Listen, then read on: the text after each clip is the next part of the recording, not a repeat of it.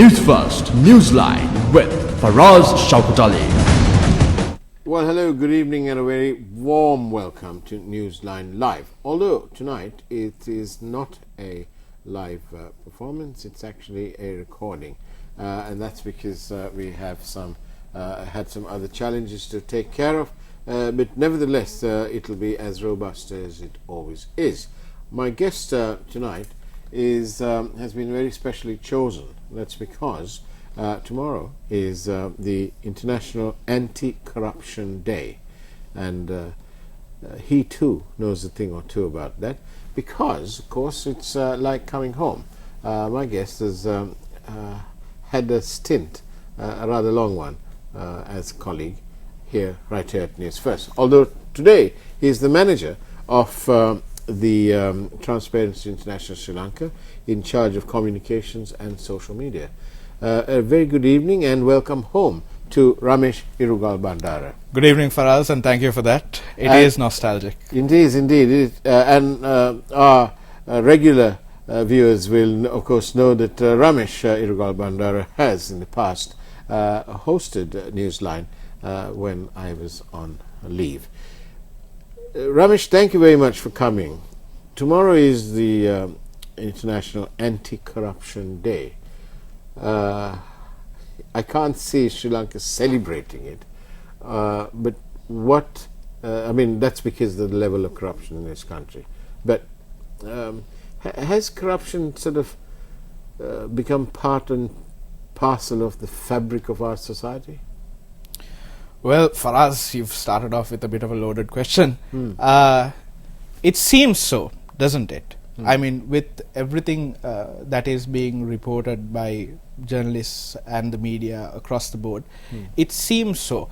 But the whole idea of marking International Anti-Corruption Day as Transparency International Sri Lanka is that, you know, that we promote a people's change towards the better, towards a corruption-free country. That is our vision, and that is where we are striving to achieve. It may seem a bit utopian, but I'm pretty sure with the correct kind of change, we can get there. Now, Ramesh, we can talk for years of Sundays because so much happens on that score here in Sri Lanka. But recently we've seen the Attorney General's Department having indicted various people, and then they get to court and then they turn up and say, no, we're withdrawing those charges or whatever. And those people sort of apparently get away scot-free. And the public are not treated to any form of explanation, in most of the cases at any rate, as to why these cases are suddenly withdrawn after the intensity of the search, if you like.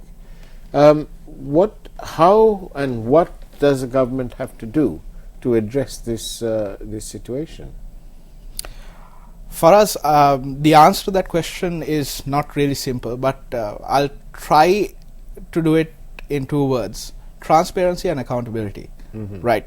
So when cases are filed, it goes to court because the law enforcement authorities believe that there is a case to be made, and they believe that they have proof in hand to make that case, right? So when cases are withdrawn based on technicalities or whatever explanation that is given, there should be a clear explanation given by the law enforcement authorities as well as to what is happening. If cases are being withdrawn due to technicalities, they need to inform the public that this is what went wrong, and tell also about what kind of actions they are going to take in the future. If it's a technicality, that means the proof is still there and they can proceed with cases, so they could refile. I mean, this is where the accountability towards the public comes in, right? So they have a duty to tell the public about what is happening, because ultimately the people are watching and waiting. But how do you inculcate accountability and transparency into a rotten and corrupt system? Well, for us, I have a bit more positive outlook on the system, Right. So I believe that, and as an organization, we believe that we will be able to create a change in the system by actually mobilizing the public, by creating a change among the public and the views of the public. So our ultimate goal is to start off with you, the viewer. So Right. if we can change the people's minds, the people who are watching, we can change the minds of the people who are watching right now, that's a start for us. So imagine a society, right, where people don't pay bribes. Imagine a society where people refuse to pay bribes, right, or refuse to, bow down to, external forces, right? So if people actually reject it outright, don't you think there will be a change? Well, yes, but I think more than that, it is the frustration. Look, I am as old as I am, but it's been a lifetime of corruption. We had the LTT. I was going to give him a description, but I can't. No point. We had the LTT. They robbed 30 years of our life, right? And then when you have a look at some of the stark statistics, you have 300,000 people in this country who live below the poverty line and who are in hunger mode. We have on average 330,000 to 350,000 students entering the education system every year, and by the time they come to gaining university entrance, for example, there are, after 73 years of independence, there are only 30,000 university places at state level and another 15 in private education. So a total of 45,000. This country is never going to get out of this economic mess with only so many people and whose curriculum is not sort of focused. And all this, in between all these things that need doing, corruption is gone sky high. There has been no drop in corruption. There has been no drop in corruption even though we're going through Corona CV-19. That's incredibly sad. It is sad for us. So if I may add to something that you just said, like all the shortcomings that you mentioned in the system, I would say is partially because of corruption, right? The amount of universities we have and all that, it is because of corruption. Imagine where a country where if money hadn't been taken away through corrupt means, we would have more money to allocate to our education system, our healthcare sector, our transport sector, right? We will have more money. So I honestly see corruption as the main culprit behind the system being at such a level. But for that as well, I believe that we can start, if we start with the people of this country, if we start to demand the change from the bottom, from the grassroots level, then a change will come. The thing is, what we have seen across our history since independence is that, when the time comes to make that crucial decision, we falter. Is that because of a lack of commitment to address the overall problem? I wouldn't say it's because of a lack of commitment for us. See, as you mentioned, there are a lot of people, who are struggling to live on a day-to-day basis. Absolutely. So, whatever respite that they can get, they will take it, right? So, what I am saying is, we need to sustain this demand for change.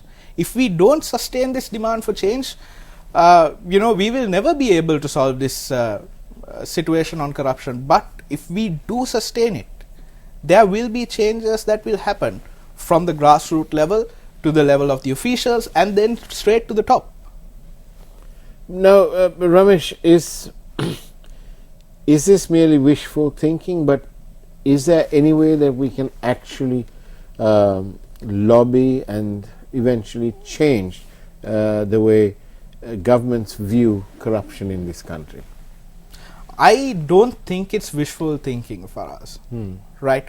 Because there are people in this country who are fighting the good fight, right? There are hundreds of thousands of people in the government sector who are fighting the good fight as well.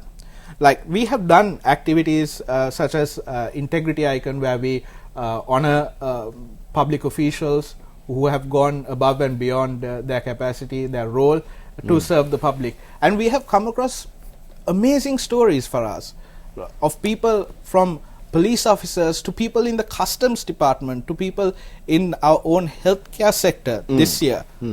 There are still people who are fighting the good fight. So what we need to do is we need to galvanize ourselves, get together and help these people forge ahead. Because without that support, they will, they will not be able to succeed. This is all a very sort of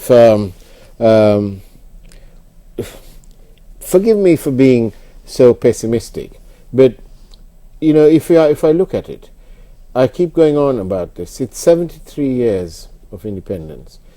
73 years of independence. Do you know, Ramesh, that in Sri Lanka currently there are about 524 schools, plus or minus a few, okay, that don't have toilets. Then we have this problem which I mentioned earlier, the 300,000 families who are below the poverty line, who are on the border of being, in eternal hunger. Then we have the situation which we spoke about earlier before the program started. It's about the rights of the disabled people. 73 years after independence, again I keep going on about it, 73 years after independence, do you know, ladies and gentlemen, that if you were to look for a bus, a public transport bus, in which it has been built in such a way to allow a wheelchair person to have access, well, that must be a very, very, very rare commodity. We don't even have the public transport lined up for this.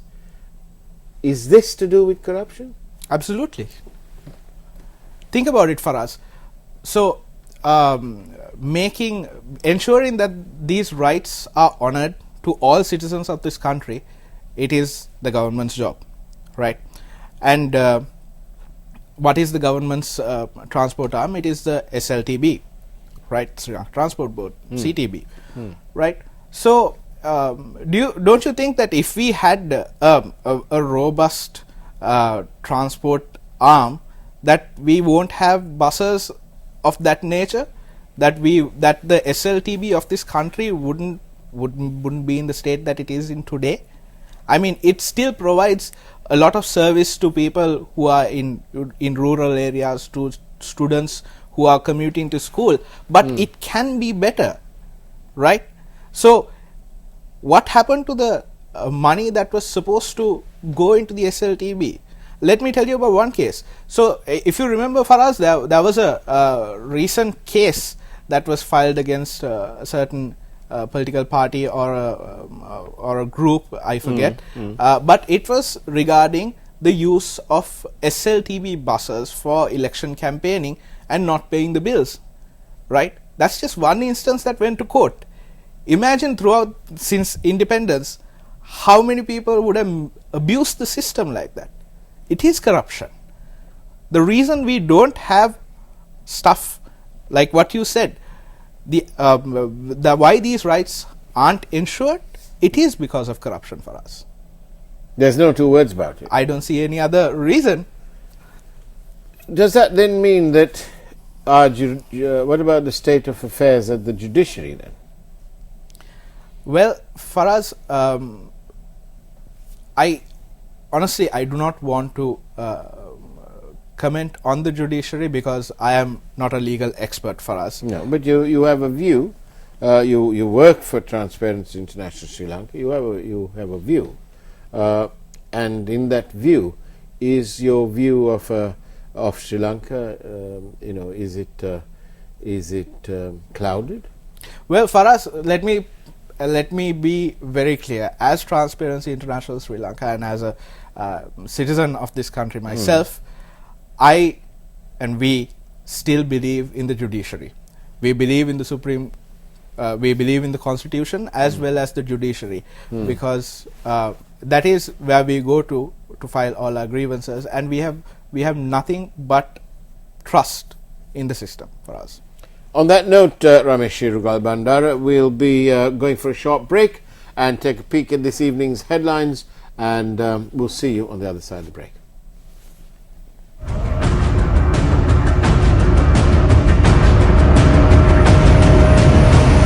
Newsfirst Newsline with Faraz Shaukat Ali.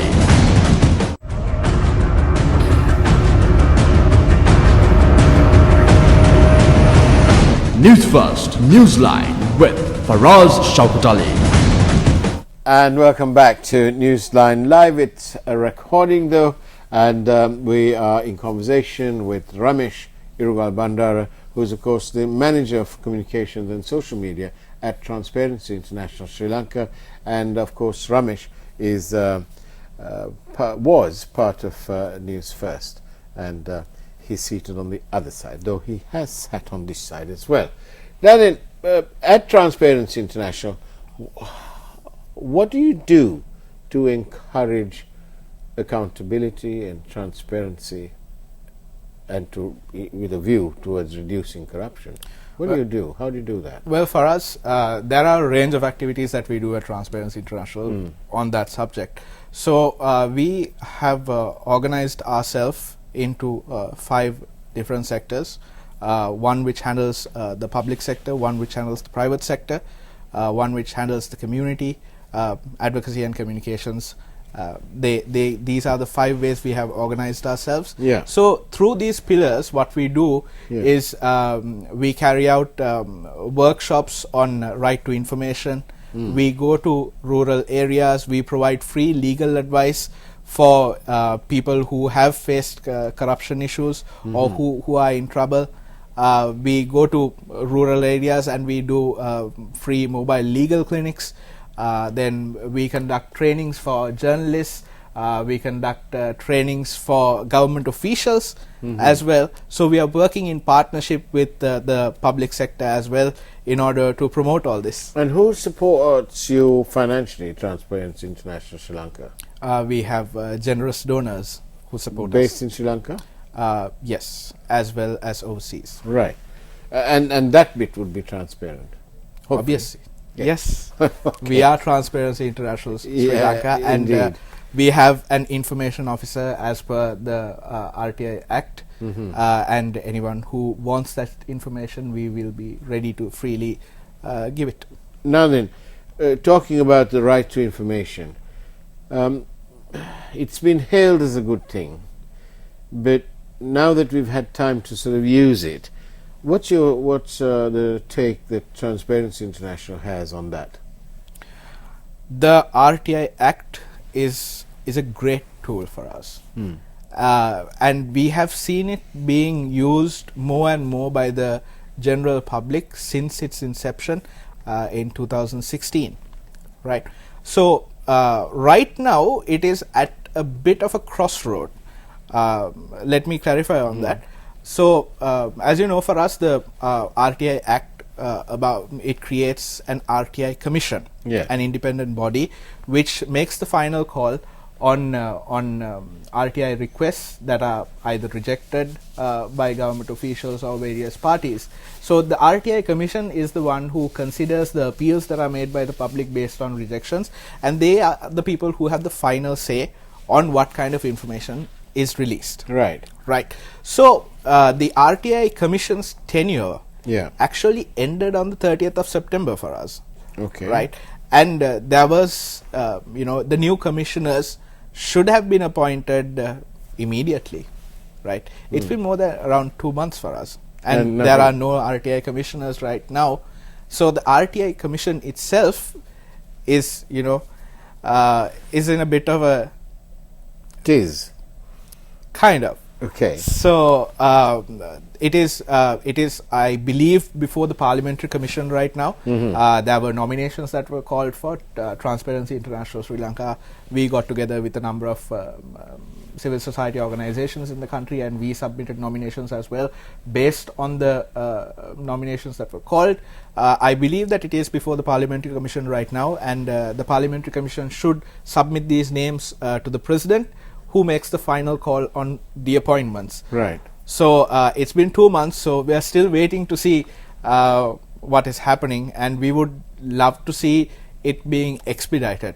Now, I think it was Transparency International, but somebody did the same sort of thing and wanted access to the former Prime Minister's asset declaration. Well, he trotted along. Transparency International trotted along everywhere. And finally, it ended up that the President of Sri Lanka wasn't releasing that. Now, isn't that a total lack of transparency?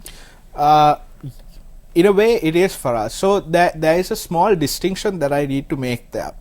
I believe that the requests that you are talking about were asked through the Asset Declaration Law, under the Asset Declaration Law, and not the Right to Information Act.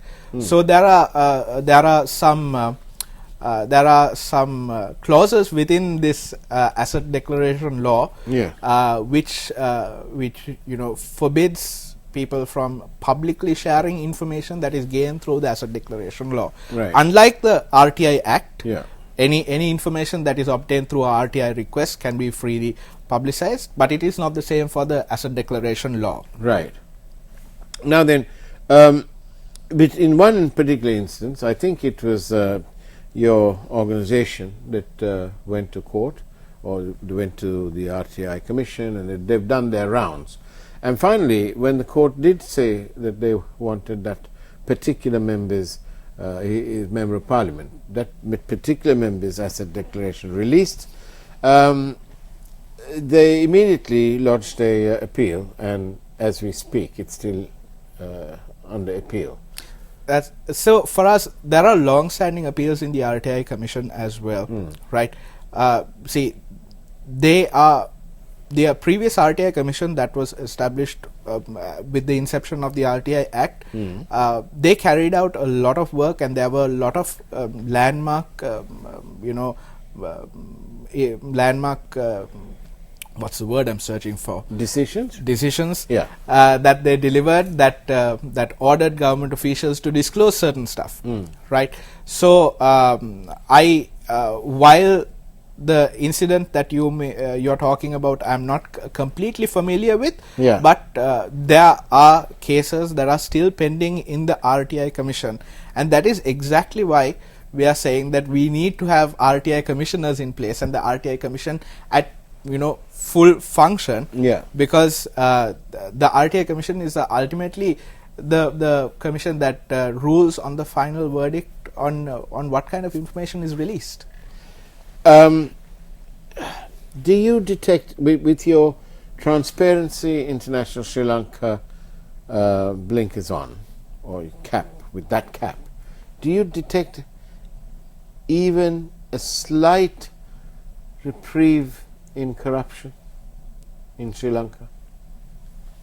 Let me answer that question in this way. Like I mentioned, for us, the number of people who are demanding for change is increasing. The number of people who are filing RTI requests to demand information that is usually not given is increasing. The number of people in the government sector who are taking a stand is increasing. So, to answer your question, so the ball's rolling. The ball is rolling for us. Hopefully it is gathering some information and change along the way. Well, that's pretty good. But I did mention about this, about the Rti Act and the former Prime Minister and so on, because it's the easiest thing in the world to do, to release it. And the fact that you're hiding it, or you are in some way inclined not to, could also construe that there is some sort of no goods going on behind the scenes. There is a reasonable doubt that can arise Yeah. in the minds of the public for us. Now then, what about disabled people? You have all sorts of bad things or pitiful things going on. You have disabled people, no access to buses or anything of the sort. Again, 73 years after independence, you travel to, let's say, the former conflict areas. There are still people without houses years after the conflict finished. There are people in the Puntland area who were the sort of remnants of the displaced people who were given 24 hours by the LTT to leave their land and everything. You have all these issues going on. We have too few university places. We have only 30,000 uni places through the state. With all these things going on, including the 524 schools without toilets, corruption has not really abated at all. Well, for us, see, Rome wasn't built in a day, was it? No, Right. but Ramesh Irugalbandara, I know that you have time on your side and I have less time on my side. Although Bandula would have said you never know who's going to go first, right? But I'd like to see these things happen. I'd like to see this beautiful country going through a change for the better. You've spent years promoting the cause of better governance, working here at Newsfirst. You've traveled to areas around this country where you've seen the abject poverty and the lack of opportunity. And these are matters that have cataclysmic, catastrophical events. I'm sorry to play on the words of Mr. Premadasa, but Mr. Premadasa does have a way with his words, and it's to the point. With all this going on, corruption has just about taken a back seat. Even inside the COVID pandemic, with all its challenges, corruption in Sri Lanka is still here. What should the people do to remember all these events when it comes to giving a vote? Well, for us, the thing is, like you said, corruption has taken a backseat in the minds of the people during the pandemic because, like most of us, we are trying to, make sure that we survive, one, from the deadly disease that is spreading across the country, as well as from the economic hardships that most of the country is facing right now. So what people should do is people should remind themselves and keep them in their minds, because let's be honest, there are multiple news stories that break in a day regarding allegations of corruption or allegations of scandals. It's too much for the public as well to keep track of. Can you remember for us what happened in the early part of this year, in January or February, the scandals that we reported, that scandals that Newsfirst reported on in January or February?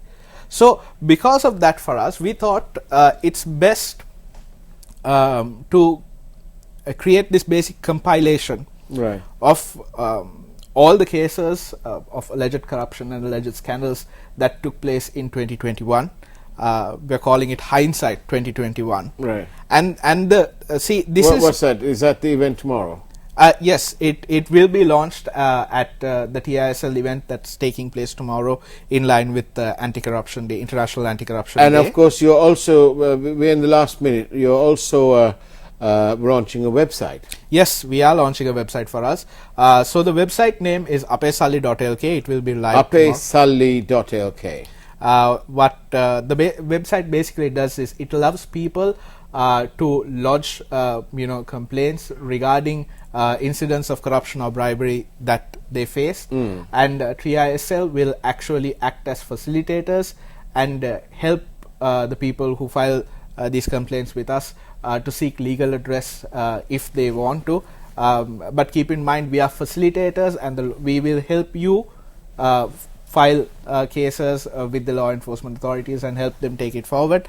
We will also be able to help you share the stories of the events that you face in terms of bribery and corruption with other members of the public in Sri Lanka through this Untitled.lk platform as well. If I may add one more word for us regarding Hindsight 2021, you asked what the people can do, right? So Hindsight 2021 compiles a list of the major allegations and scandals that took place in 2021, and the most important part, in my opinion, is the last section on each of these things, where we describe what the people can do, what has already happened, and what the people can do. So we will obviously send you a copy once we launch the thing. Yes. Launch our report. Hindsight 2021. Hindsight 2021. I urge the public to also go have a look when we do launch it tomorrow, because you will be able to see what you can do to change this country, to get rid of corruption in this country. Transparency International Sri Lanka, thank you, and thank you. Personally, thank you to Ramesh Irugalbandara, former Newsfirst, now at TISL. Thank you. It's been lovely talking to you. Thank you for having me, Faraz. And that's the way it was on Newsline Live. It was recording tonight. Take care, and as always, God bless you.